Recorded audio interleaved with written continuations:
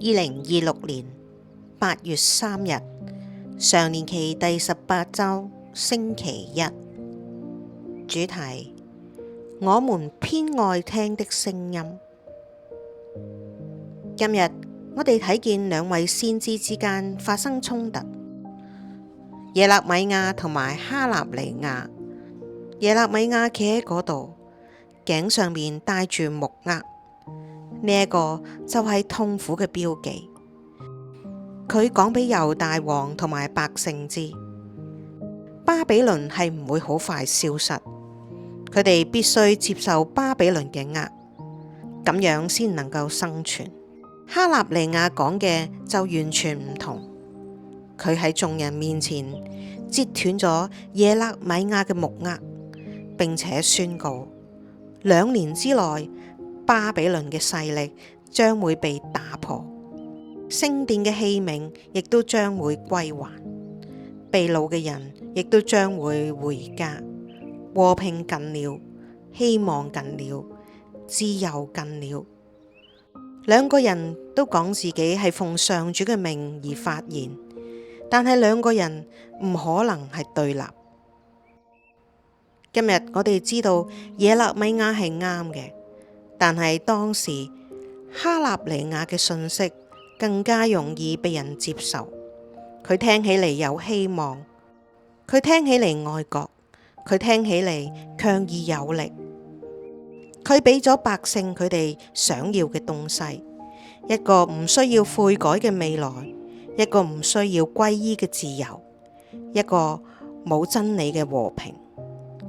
耶肋米亞嘅說話讓人難以忍受，接受呢一個軛，改變你嘅想法，分辨時代嘅徵兆，唔好繼續活喺幻想當中。呢一個就係點解悔改最困難嘅地方，唔一定係犧牲，最困難嘅部分係改變自己嘅想法。呢個意味住承認我錯了。我曾經拒絕嘅聲音係啱嘅，我曾經嘲笑嘅警告係真嘅。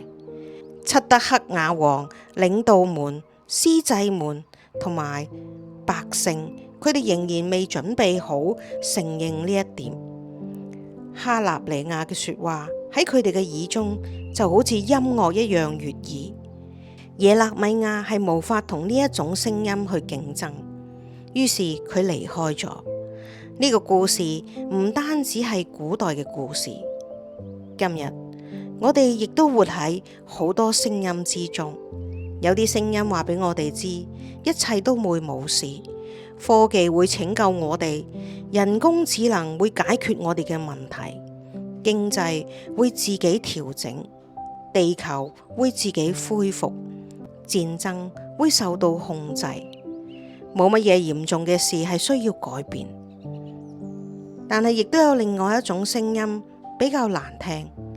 教宗方濟各喺願你受讚頌同埋讚頌天主中警告我哋，大地，我哋嘅共同家園已經受到傷害，但係有權勢嘅大企業繼續開採，各國繼續擴充軍備，戰爭繼續毒害土地、空氣同埋水。好多人仍然講冇咁嚴重，唔需要擔心。耶穌曾經批評佢嗰個世代嘅人，因為佢哋唔能夠分辨時代嘅徵兆。耶肋米亞嘅世代亦都犯咗同樣嘅錯誤。問題係我哋有冇學到？哈納尼亞嘅話就好似聽起嚟悅耳，耶肋米亞嘅說話聽起嚟就刺耳。